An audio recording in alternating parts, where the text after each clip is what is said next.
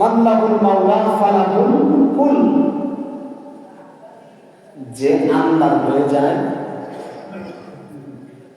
যার জন্য রব নিজে হয়ে যায়, তা আল্লাহর সৃষ্টি জগৎ তার হয়ে যায়। আল্লাহ যার হয়ে যায়, আল্লাহর গোটা সৃষ্টি জগৎ তার হয়ে যায়, এতে কোনো সন্দেহ নাই। আমরা তো শুধু জান্নাত চাই, জাহান্নাম থেকে মুক্তি চাই। হযরত রাবিয়া বসরি রাদিয়াল্লাহু তাআলা আনহা, উনি এক হাতে মশাল আর এক হাতে লুটা, পানির লুটা নিয়ে দৌড়াইতেছেন। হাসান বসরি জিজ্ঞেস করতেছে, ও রাবিয়া, তুমি এরকম আগুনের মশাল আর পানি নিয়ে যাও কোথায়? আমি দৌড়াইতেছি যে আল্লাহর জান্নাতটা কোথায়, আগুন দিয়ে আল্লাহর জান্নাতটা পুরাই দেব। কি করবো? আল্লাহর জান্নাতটা পুরাই দেব। পানি দিয়ে কি করবো? বলে আল্লাহর জাহান্নামটা কোথায়, আমি পানি দিয়ে আল্লাহর জাহান্নামটা নিভাই দিব। পানি পাগলামি করতেছে, আল্লাহর জান্নাত জাহান্নামকে নিভাইতে থাকতে পাইবা? কি জন্য তুমি এরকম করতেছ? এটা করতেছে এই জন্য, কারণ মানুষ জান্নাতের লোভে ইবাদত করে, অথচ জান্নাত যিনি দিবেন, যিনি মালিক, যিনি জান্নাতের মালিক, ওই মালিকের প্রেমে কেউ কাঁদে না, জান্নাতের আশায় কাঁদে। আমি চাই এই জান্নাত আমার দরকার নাই, আমরা জান্নাত পুরাই দেব। মানুষ ইবাদত যদি করতে হয়, রবের প্রেমে পড়ে ইবাদত করবে, জান্নাতের আশায় নাই। আমি কেউ যদি আল্লাহ হয়ে যায়, আল্লাহ যদি তার হয়ে যায়, আল্লাহর জান্নাত অটোমেটিকলি তার হয়ে যাবে। জান্নাত চাওয়া লাগবে না। আমি কি বুঝাইতে পারছি কথা? আল্লাহর জান্নাত চাওয়া লাগবে না। জাহান্নাম নিবাই দিবা কেন? বলে মানুষ ইবাদত বন্দেগী করে জাহান্নামের ভয়ে, জাহান্নামের কঠিন শাস্তির ভয়ে মানুষ ইবাদত করে। আমি এই জাহান্নাম বন্ধ করে দিতে চাই। বলে কেন? আমি চাই জাহান্নাম যেই মালিক বানিয়েছেন, মানুষ ওই মালিকের প্রেমে ইবাদত বন্দেগী করুক। জাহান্নাম যতই ভয়ঙ্কর হোক না কেন, মালিক খুশি হয়ে যদি কোনো বান্দাকে জাহান্নামে দেয়, ওই জাহান্নামটা আমার আল্লাহ জান্নাতের বাগিচায় পরিণত করে দেন। এক পাগল তো বলছিল, পাগলের খেলাটা আসলে পাগলামি হয়, ঠিক না বেঠিক? দুনিয়ার পাগল না বাবা, এটা আল্লাহর পাগল। পাগল বলছিল যে আমার আল্লাহ যদি খুশি হয় আমারে জাহান্নামে দেয়, আমি জাহান্নামে যাইতে রাজি, জাহান্নামে যাইতে রাজি। এক মওলানা জিজ্ঞেস করছে, কিরে পাগলা, জাহান্নাম তো আরামের জায়গা না, জাহান্নাম তো কষ্টের জায়গা, সেখানে গেলে তো দুঃখ কষ্ট, আগুনে পুড়তে হয়, কি জন্য তুমি জাহান্নাম আবদার করতেছ? বলে হুজুর, আপনি আমার কথা বুঝেন নাই, আমি কি বলছি আমার কথাটা একটু লক্ষ্য করেন। আল্লাহ যদি খুশি হয়ে আমাকে জাহান্নামে দেয়, তা আমার কোনো আপত্তি নাই, ওই জাহান্নামে আমি যেতে চাই। সুবহানাল্লাহ। বলে আল্লাহ খুশি হয়ে তো কাউকে জাহান্নাম দিবে না। আল্লাহ খুশি হইলে, কার প্রতি খুশি হইলে কি জাহান্নাম দিবে? বলে এই তো আমার পয়েন্টে আসছে, আল্লাহ খুশি হইলেই কাউকে জাহান্নামে দিবে না। তবে হ্যাঁ, আল্লাহ খুশি হইয়া যদি কাউকে জাহান্নামেও পাঠায়, ওই জাহান্নাম আর জাহান্নাম থাকবে না, এটা জান্নাতের বাগান হয়ে যাবে। সুবহানাল্লাহ। এই জন্য সমস্ত আম্বিয়া কেরাম, সমস্ত আউলিয়া কেরাম, তারা মানুষদেরকে নসিহত করেছে, বান্দা জান্নাতের আশায় নয়, জাহান্নামের ভয় নয়, ইবাদত বন্দেগী যদি করতে হয় একমাত্র রবের প্রেমে পইলা ইবাদত বন্দেগী করো। জাহান্নামের ভয় ইবাদত নয়, ভয় করো যিনি জাহান্নামের মালিক, ওই আল্লাহ রব্বুল আলামিনকে। কথা বল ঠিক না বেঠিক? এই জন্য আমার আব্বাজিরা, এই পবিত্র মাহে রমজানুল মুবারকে আমরা রোজা রাখবো জান্নাতের আশায় নয়, জাহান্নামের ভয় নয়। রোজা রাখবো একমাত্র কার জন্য? কার সন্তুষ্টির জন্য? আল্লাহর সন্তুষ্টির জন্য। এটা আল্লাহর সন্তুষ্টি পাওয়ার ভালোবাসা, আর আল্লাহর ভালোবাসার বহিঃপ্রকাশ একটা দেখেন কত সুন্দর। বন্ধুরা আমার, সারাদিন পর্যন্ত আপনি রোজা রাখলেন, সুবে সাদিক তিনি একেবারে সূর্যাস্ত পর্যন্ত রোজা রাখতেছে, গরিবে এখনো টাইম হয় নাই, 2-3 মিনিট বাকি আছে, কিন্তু আপনার সামনে হরেক রকম খাবার, আপনার সামনে বিভিন্ন ধরনের ইফতারি, আপনার সামনে সুস্বাদু পানীয় জাতীয় কিছু আছে, মিষ্টি আছে, অনেক কিছুই তো আপনি সোলাবুট নিয়ে বসেছেন, কিন্তু আপনি খাচ্ছেন না। কেন খাচ্ছেন না আমার বাবা? বলে সময় হয় নাই। বলে সময় হইলে খাইতে হবে, আগে খাইলে কি আল্লাহ মারব? আমি মনে করি ইফতার নিয়ে বসে আছি, আমার সামনে 10 প্রকারের ইফতারি আছে, 5 মিনিট সময় আছে ইফতারি, তারপরও খাই না। কি জন্য খাই না? এই 5 মিনিট আগে যদি আমরা ইফতারি করি, আল্লাহ কি ডাইরেক্ট আমাদের কাছে খাওয়া দিবে? মার দিবে নাকি? আল্লাহ কি মার দিবে? মার দিবে না তো, মার দিবে না। যদি জিজ্ঞেস করি, ও বান্দা, সারাদিন রোজা রাখছো, তোমার পেটে খিদা আছে, যথেষ্ট পরিমাণ খিদা আছে, পানির পিপাসায় বুকটা চৌচির হয়ে যাচ্ছে, পিপাসার কারণে তোমার বুকটা ফেটে যাবে বাপ, এত সুস্বাদু পানি থাকার পরেও, এত সুস্বাদু খাবার থাকার পরে তুমি কেন বান্দা পানি পান করতেছো না, খাবার খাইতেছো না? বলে একমাত্র একজনের ভয়ে, তিনি হইল আমার আল্লাহ। জবান খুলে বলুন সুবহানাল্লাহ। বান্দা বলে আমি একমাত্র আল্লাহর ভয়ে পানি খাই না, 5 মিনিট পরে আবার পানি খাওয়া নিয়ে হুড়াহুড়ি লেগে যাবে, ঠিক না? আল্লাহ রাসূলের হাদিস তো, আল্লাহ তাআলা কোরআনে বলছে, যখন ইফতারের সময় হইবে, ইফতারি করার জন্য তোমরা তাড়াহুড়া করো, ইফতারি করার জন্য তাড়াহুড়া করো। এটাই আল্লাহর নির্দেশ, আল্লাহর আদেশ মান্য করার একটা বহিঃপ্রকাশ, যে আল্লাহ তোমারে ভালোবাসছি, তুমি বলছো এতটা সময় পর্যন্ত খাওয়া যাবে না, আল্লাহ খাবো না বলে এখন সময় হয়েছে, আল্লাহ এখন আর দেরি করবো না, এখন হুমড়ি খেয়ে বলবো খাবারের দিকে। সুবহানাল্লাহ। এটা আল্লাহর নির্দেশ মান্য করার একটা বহিঃপ্রকাশ। ইফতারের সময় ইফতারটা যে কত মজা লাগে, জীবনে কত সোলাবুট খাইলাম, জীবনে কত ধরনের পুরি খাইলাম, এই যে আপনার বেগুনি খাইলাম, কিন্তু ইফতারের সময় একটা সোলাবুট, একটা খেজুর, একটা বেগুনি, এই সময় যে স্বাদ লাগে, দুনিয়ার অন্য কোনো সময় এই স্বাদ কে বলে লাগে নাকি? এই স্বাদটা তারাই বুঝতে পারবে যারা রোজা রাখে, ঠিক না বেটি? যারা রোজা রাখে। আর যে রোজা রাখে নাই, দিনের বেলা পেট ভরে ভাত খাইছি, ইফতারের আগ মুহূর্তে মুখটুক মুচ্ছা এমন ভাবে গিয়ে বসছে, একেবারে জীর্ণ শীর্ণ, যেমন দেখা যায় একদিন না 1 মাসের রোজাদার।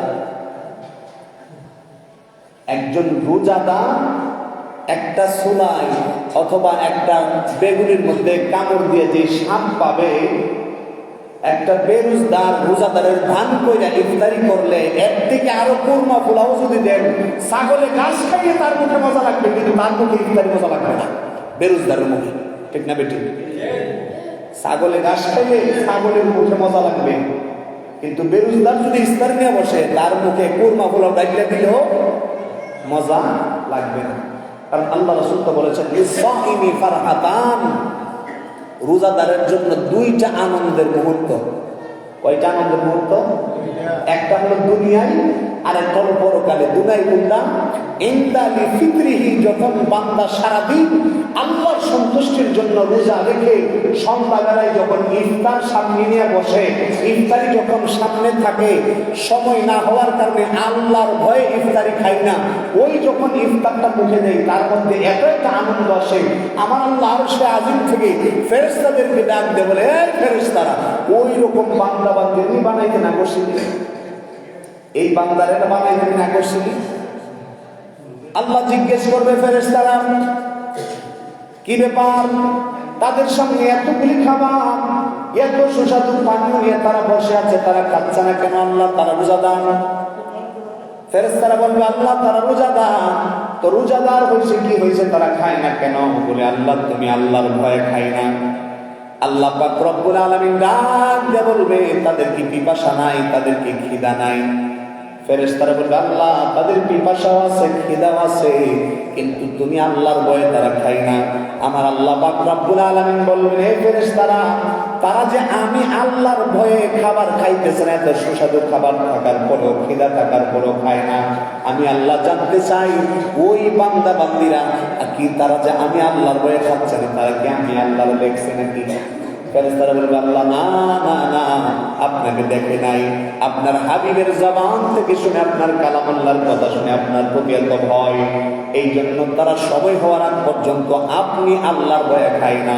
আমার আল্লাহ পাক রব্বুল আলামিন বলেন তারা আমাকে দেখে নাই, না দেখেই এত ভয় আমি আল্লাহর প্রতি। যা যা ফেরেশতারা তোরা সাক্ষী থাক, আমি আল্লাহ পাক রব্বুল আলামিন ওই সমস্ত বান্দা বান্দি রোজাদার বান্দা বান্দিদেরকে উদ্দেশ্য করে বললাম, যারা আমি আল্লাহকে না দেখে আমি আল্লাহর ভয়ে সময় হওয়ার আগে ইফতারি করে না, খাবার খাই না, আমি আল্লাহ তাদের জিন্দেগীর সমস্ত গুনাহগুলি মাফ করে দিলাম।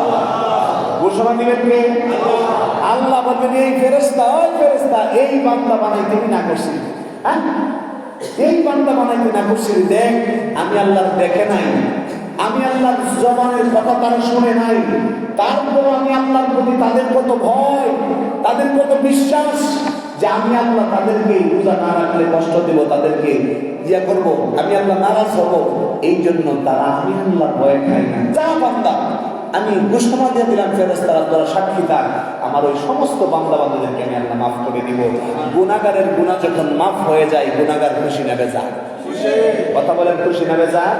আমার নবী বলেন লিসাইমি ফারহাতান, একটা হইল এই রোজাদারের জন্য দুইটা আনন্দ, একটা হইল ইফতারের পূর্ব মুহূর্তে আল্লাহ যখন সমস্ত বান্দা বান্দির ক্ষমা করে দেয়, এটা বান্দার জন্য আনন্দের বিষয়, সুবহানাল্লাহ।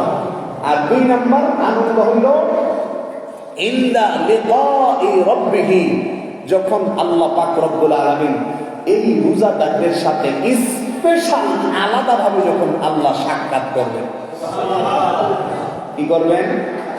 যারা একমাত্র আল্লাহর সন্তুষ্টির জন্য রোজা রাখবে, যারা আল্লাহর সন্তুষ্টির জন্য রোজা রাখছে, সারাদিন কষ্ট করছে, রোজা রাখছে, তাদের সাথে আল্লাহ স্পেশালি একটা কি করবে? সাক্ষাতের ব্যবস্থা করবে। বান্দার মনে হবে যে আমি মাত্র একটা মুহূর্ত আল্লাহর দিকে তাকাইলাম, অন্যদিকে ৭০,০০০ বছর আল্লাহর চেহারার দিকে তাকায় পার হয়ে যাবে। বান্দার মনে হবে যে আমি খালি দেখলাম, আরে কি দেখলাম, আমি কি দেখলাম? ওটা গান গানা, আমি ওই দেখিলাম সোনার ছবি আবার যায়া দেখি না, এরকম হবে যে আমি খালি দেখলাম, এক দেখাতে ৭০,০০০ বছর পার হয়ে যাবে। তারপরে আল্লাহ যখন বান্দার কাছ থেকে বিদায় দিবে, বান্দা খাইনি, আমি একটা চোখের পলক পরিমাণ যেন দেখলাম, আল্লাহর যেমন মন ভরে এখনো দেখতে পারলাম না, আমার আল্লাহ এত সুন্দর, সুবহানাল্লাহ। ওই মুহূর্তটা বান্দার জন্য কিসের? আনন্দের। আমার নবী বলেন লিসাইমি ফারহাতান, রোজাদারের জন্য দুইটা আনন্দ, একটা হচ্ছে ইনদা ফিতরিহি, যখন রোজাদার ইফতার করে তখন আল্লাহর ক্ষমা পাইয়া রোজাদার আনন্দিত হয়। আর দুই নম্বর হইল যখন আল্লাহ হাশরের ময়দানে স্পেশালি আলাদাভাবে আমার আল্লাহর সাথে যখন বান্দা সাক্ষাৎ করবে, তখন বান্দার সেই মুহূর্তটা আনন্দের মুহূর্ত। জবান খুলে বলেন না সুবহানাল্লাহ। সম্মানিত হাজিরিন, ইসলাম কত সুন্দর জিনিস দেখেন। আমরা রোজা রাখছি, অনেকেই জানি না যে রোজা ভঙ্গের কারণগুলা কি। রোজা ভঙ্গের ১ নম্বর কারণ হচ্ছে কেউ যদি ইচ্ছাকৃত খাওয়া দাওয়া করে বা পানাহার করে। ইচ্ছাকৃত যদি কেউ খাওয়া দাওয়া করে বা পানাহার করে, আমার কথা একটু লক্ষ্য করেন। ইচ্ছাকৃত রোজা রাখার পরে কেউ যদি খায় অথবা কেউ যদি পান করে, তাহলে তার রোজা, আপনারা কেন কথা বুঝেন না, রোজা কি হয়ে যায়? ভেঙে যায়। কিন্তু আল্লাহ নবী রাহমাতুল লিল আলামিন বলেন কেউ রোজা রাখছে, এটা তার স্মরণে নাই, মনে নাই, রোজা রাখছে তার মনে নাই, 10টা 11টার দিকটা হোক, 1টা 2টার সময় হোক, মনে নাই, সে ইচ্ছা মতো পেট বইরা ভাত খাইছে, পেট বইরা খাইছে, পানাহার করছে, যা কিছুই করছে না কেন, হাত টাত ধোয়ার পরে, মুখ টুক মুছার পরে হঠাৎ করে তার বিবি বলতেছে তুমি ভাত খাইছো, তুমি না রোজাদার? এই লোকে জিদ ভাত খাওয়াই কও কি আমি রোজাদার, মনে নেই আমার। আল্লাহ রাসূল বলে বান্দা তোর রোজা ভাঙে নাই। আওয়াজ দিয়ে বলেন না সুবহানাল্লাহ। আল্লাহ রাসূল কি বলেন যে তোর রোজা ভাঙে নাই। কত সুন্দর সিস্টেম। ইচ্ছাকৃত পানাহার করা যাবে না। কেউ অনিচ্ছায় পেটের খিদা লাগছে, খাইতে বসছে, অর্ধেক খাবার খেয়ে ফেলছে, এমন সময় মন হয়েছে জানি আমি না রোজা রাখছি, তখন আর একটা লোনা মুখে দেই না, সাথে সাথে যদি সে হাত মুখ দিয়ে পরিষ্কার হয়ে যায় তার রোজা ভাঙে নাই, তার রোজা হয়ে যাবে। সুবহানাল্লাহ বলেন। ইসলাম কত সুন্দর বিষয়। সম্মানিত হাজিরিন, স্ত্রী সহবাস করলে রোজা ভেঙে যায়। ইচ্ছাকৃত দিনের বেলায় যদি কেউ স্ত্রী সহবাস করে তাহলে রোজা ভেঙে যায়। তা হাদিস মনে করছি কয়লাই নাকি কথা কয় না, এটা আল্লাহ নবী রাহমাতুল লিল আলামিন সাহাবায়ে কেরামদেরকে নিয়ে আলোচনা করতেছিলেন। এমন সময় এক সাহাবী দৌড়ে আসছে, ইয়া রাসূলুল্লাহ, ইয়া হাবিবাল্লাহ, নবী গো, রোজা ভঙ্গের কারণের মধ্যে 2 নম্বর যে কারণটা আপনি নবী বলেছেন স্ত্রী সহবাস করলে রোজা ভেঙে যায়। নবী গো, যৌবনের তাড়নায় করে আমি তো আমার বিবির সাথে হয়ে গেছে কাম, আমার তো রোজা ভেঙে গেছে, এখন আমি কি করবো? তাই বুখারী শরীফের হাদিস বলতেছি, একটু লক্ষ্য করেন ইসলাম যে কত সুন্দর। আল্লাহর নবী রাহমাতুল লিল আলামিন বললেন, যদি কারো একটা রোজা ইচ্ছাকৃত ভেঙে যায় তখন রোজার জন্য কাফারা দিতে হয়। কি দিতে হয়? কাফারা দিতে হয়। একটা রোজা ভঙ্গ করলে একটা রোজার জন্য কাফারা হইল একাধারে 60টা রোজা আবার রাখতে হবে। কয়টা রোজা? একটা রোজার কাফারা একাধারে কয়টা রোজা? 60টা রোজা। আমার নবী বললেন, সাহাবী, যেহেতু তোমার ভুলবশত তোমার স্ত্রীর সাথে মেলামেশা হয়ে গেছে, তো ঠিক আছে, তোমার এটা সুন্দর সিস্টেম হইল, রোজা যখন শেষ হয়ে যাবে রমজানের পরে তুমি একাধারে একটানা 60টা রাখবা। তবে 60টার ভিতরে 59টা কইরা যদি একদিন ভাগ কইরা জায়গা, একদিন ফাঁক দিয়ে আরেকটা রোজা করবা, তাইলে আবার নতুন করে 60টা। আমার কি কথা বুঝতেছে? যে 59টা করার পরে যদি একদিন মিট যায় তাহলে আবার প্রথম থেকে গণনা শুরু। 30টা করার পরে একদিন মিট যায়, আবার প্রথম থেকে গণনা শুরু।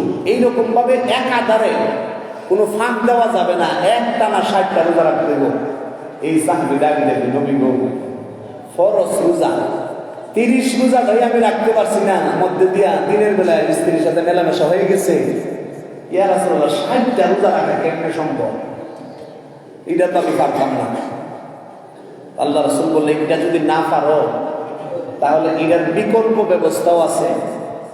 যে ইয়া রাসূলুল্লাহ, বিকল্প ব্যবস্থা কি? যে বিকল্প ব্যবস্থা হইছে যে 60 জন মিসকিনকে 2 বেলা পেট ভইরা তাদের মতো কইরা খাওয়াই দিতে হবে। আমার কথা কি বুঝতেছেন? 60 জন মিসকিনকে কয় বেলা? 2 বেলা তাদের মর্জি মোতাবেক পেট ভরায়া, আমি সিমির আগা দিয়ে বাইরে বাইরে খাওয়াই হইতো না, তাদের মন মতো যতটুকু খাইতে পারে ততটুক পর্যন্ত তাদেরকে 2 বেলা খাওয়াই দিতে হবে। 60 জন মিসকিন, 2 বেলা 60 কত হয়েছে? 120 জন। 60 জন মানুষের যে খাওয়াবো এইরকম সামর্থ্য আমার নাই। আমি অসহায় মানুষ, এইরকম সামর্থ্য আমার নাই। আল্লাহ রাসূল বলেন, মহা মুশকিল, তবে যত মুশকিল তত আসান। আল্লাহর নবী রাহমাতুল লিল আলামিন যখন কথাবার্তা বলছিলেন, এমন সময় একজন সাহাবী, আনসারী সাহাবী, আল্লাহর নবী রাহমাতুল লিল আলামিনের দরবারে আয়েশা এক টুকরি খেজুর এনে আল্লাহর নবীর কাছে হাদিয়া দিলেন। নবী গো, আমার বাগানের মধ্যে খুব সুন্দর খেজুর ফলন হয়েছে, আমি আপনি নবীর জন্য এই খেজুরগুলা হাদিয়া দিলাম। সুবহানাল্লাহ।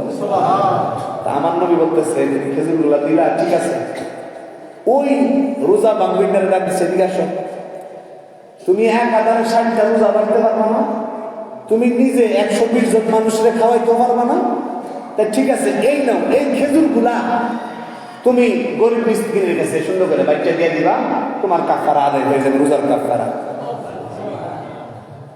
এই কথা শোনার পরে এই সাহাবী বলেছে, নবী গো, আপনি যে খেজুর দিচ্ছেন আমারে বাচ্চা দেওয়ার জন্য গরিব মিসকিনের, এই মদিনার জমিনে আমার থেকে গরিব আর কেউ নাই। কি বলতেছে? আমার থেকে গরিব আর কেউ নাই। ইয়া রাসূলুল্লাহ, আমি যদি এই খেজুর নিয়ে মানুষের কাছে বাড়িতে দিতাম চাই, মানুষ আমার ঠিক থাকবে, নিজে খাইতে পারবে, হ্যাঁ, যে বাধ্য। কথা বুঝেন? হ্যাঁ নিজেই খাইতে পারে না, হ্যাঁ আইসে মারতো, আমার নিয়ে মস্করা করবে, টিটকারি করবে, ইয়া রাসূলুল্লাহ কি করতাম? আল্লাহ নবী কয় আরে আরো মুশকিল, যা যত মুশকিল তত আসান। এই খেজুর আমি নবীর হাদিয়া দিছে, আমি নবী তোরে হাদিয়া দিলাম, তুই যেহেতু সবচেয়ে বেশি করি, যা তুই আর বিবি বাইরে নিয়ে খাইস, তোর খেজুর তোর রোজার কাফারা আদায় হয়ে যাবে। কত সুন্দর ইসলাম, সুবহানাল্লাহ বলেন। আল্লাহ রাসূল বলছেন যে 60টা রোজা রাখতে হবে টানা। সাহাবী কই নবী গো 30টার ভিতরে এরকম মেলামেশা হয়ে গেছে, সম্ভব না, 60টা একবার রাখতে পারবো না। আল্লাহ রাসূল বললেন তাহলে 60 জন মিসকিন দুই বেলা খাওয়াবি। বলে ইয়া রাসূলুল্লাহ আমি মিসকিন মানুষ, 60 জন মানুষ খাওয়ার মতো সামর্থ্য আমার নাই। নবীর কাছে খেজুর হাতিয়ে আসছে, নবী কই না এই খেজুর গুলা তুই গরিব রে বাচ্চা দিবি, তোর রোজার কাফারা হয়ে যাবে। সাহাবী কই নবী গো আমার মতো গরিব আর কেউ নাই, এই খেজুর আমি দিলে মানুষ আর আমার মস্কারি করব। আমি ভাবতাম না ইয়া রাসূলুল্লাহ। আমার নবী কই ঠিক আছে যা, তুই এই খেজুরটা তুই আর তোর বউ নিয়ে এসে খাইতে থাক, আল্লাহ তোর এই খেজুর রুচিলে একটা রোজার কাফারা হয়েছে। সুবহানাল্লাহ, এই হচ্ছে ইসলামের সৌন্দর্য, কত সুন্দর। আমরা তো এখানে ইফতারি করাইতাম চাই না। আল্লাহ রাসূল সাল্লাল্লাহু আলাইহি ওয়াসাল্লাম বলেন ইফতারি করানোর এত মর্তবা, আপনি অন্তত এক গ্লাস পানি আর একটা খেজুর দিয়ে যদি কোনো রোজাদারকে ইফতার করান, তাহলে ওই রোজাদার সারাদিন রোজা রেখে, সারাদিন কষ্ট করে রোজা রেখে আল্লাহর সন্তুষ্টির জন্য রোজা রাখার যে সওয়াবটুকু পাইছে, তার সমপরিমাণ সওয়াব আপনি এক গ্লাস পানি আর একটা খেজুর দিয়ে পাইতে পারেন। সুবহানাল্লাহ। আপনি যদি কাউকে এক গ্লাস পানি আর একটা খেজুর দিয়ে যদি কাউকে ইফতারি করান, সারাদিন রোজা রাখলে যে পরিমাণ সওয়াব হইতো, ওই পরিমাণ সওয়াব আপনার আমলনামায় দেওয়া হবে। কিন্তু আমাদের সমাজে একটা ভুল ধারণা আছে যে অমুকের বাড়িতে ইফতারি যে করুন আমার সবটা নেওয়ার নেগা আছে কিনা, এরকম একটা ভুল ধারণা আছে। ভুল ধারণা, এটা ভুল। আল্লাহর দরবারে নেকির কোনো কমতি কথা বলেন আছে নাকি? আল্লাহ যে ব্যক্তি রোজা রাখছে তার রোজার জন্য তো অতটুকু পরিমাণ সওয়াব দিবেই।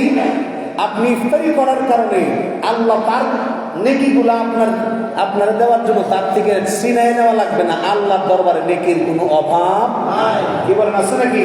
আল্লাহর ভান্ডার সীমাহীন অসীম, যার কোনো সীমানা নাই। এই জন্য মেহেরবানি করে সকলেই চেষ্টা করবেন কাউকে নিয়ে ইফতারি করানো, কাউকে ইফতারি করানো। এরকম যারা চেষ্টা করেন আল্লাহ তাদেরকে রোজা না রাখলেও, আপনি রোজা রাখতে পারেন নাই কিন্তু আরেকজন রোজা রাখা যে পরিমাণ সওয়াব পাইছে ওই সম পরিমাণ সওয়াব আপনার আমলনামায় দেওয়া হবে। আর কেউ যদি কাউকে পেট ভরায়া তার মনের মতো করে ইফতারি করাই দেয় তাহলে শোনায় সোহাগা, ঠিক না? ঠিক। যাই হোক সম্মানিত হাজিরিন, আমরা সামনে যাব না, সময় খুবই স্বল্প। দেখেন লাস্টে আসছে আমাদের পেশকার বাড়ির জনাব মোহাম্মদ মনুমি ইন্তেকাল করেছেন। সকলে বলেন ইন্না লিল্লাহি ওয়া ইন্না ইলাইহি রাজিউন। তার নসিব কত ভালো, তার নসিব কত বড় ভালো। আমি ইমাম সাহেব হয়ে আমার এইরকম নসিব হয় কিনা আমি জানি না, তবে তার নসিবটা কত ভালো। তার মরণটা হয়েছে পবিত্র মাহে রমজানুল মুবারক। সুবহানাল্লাহ বললেন না? শুধু তাই না, মরণটা হয়েছে পবিত্র মাহে রমজানুল মুবারকের বরকতপূর্ণ এই জুমার দিন। ও বাবা, এমন কি কাজ করছে একমাত্র আল্লাহ মালিক জানে, আর কেউ জানে না। কি এমন কাজ করছে একমাত্র কে জানে? মালিক জানে। সম্মানিত হাজিরিন, তার থেকে আনন্দ আর কার হইতে পারে? কবরে যাওয়ার সাথে সাথে কবরটা জান্নাতের বাগান, কোনো সন্দেহ নাই। কারণ এই কবরের মধ্যে পবিত্র মাহে রমজানুল মুবারকের উসিলায় আল্লাহ সমস্ত বেদিন কুফার কাফেরদের কবরকে আল্লাহ জান্নাতের বাগান বানায় দেয়। আর সাথে একজন ইসলাম ধর্মের লোক ছিল, ইসলাম বিশ্বাসী ছিল। নামাজ পড়ুক বা না পড়ুক, রোজা রাখুক বা না রাখুক, যাই করুক না কেন, সে একজন মুসলমান ছিল। এটা তো সত্য নাকি? কি বলুন, সত্য না? তার নসিব কত ভালো। আরে সেদিন মসজিদে আসে নাই। আপনি আমি যে অহংকার করি নামাজ লইয়া, আপনি আমি যে অহংকার করি রোজা লইয়া, দান করে যে অহংকার করি হ্যাঁ আমি দানবী, ওই আপনার মরণটা তো রমজান হইবে কিনা কোনো গ্যারান্টি নাই। কিন্তু এই লোকটা যেমনই হোক, পাগল হোক আর ছাগল হোক, তার মরণটা হয়েছে পবিত্র মাহে রমজানে। এমনকি জুমার দিনে তার খবর রাখার সাথে সাথে অন্ধকার খবরটা আল্লাহর জান্নাতের বাগিচা হয়ে যায়। এইরকম লোকের জানাজায় যাওয়াটা এটা আমাদের জন্য ভাগ্যের বিষয়। কিসের বিষয়? ভাগ্যের বিষয়। নামাজের পর ইনশাল্লাহ জানাজা হবে আমাদের দোয়াসাল বাজবেশ্বর শাহী জামে মসজিদের মাঠে। সকলে জানাজায় অংশগ্রহণ করবেন। ওনার ওসিলায় আল্লাহ পাক রব্বুল আলামিন আমাদের জীবনের গুনাহগুলি মাফ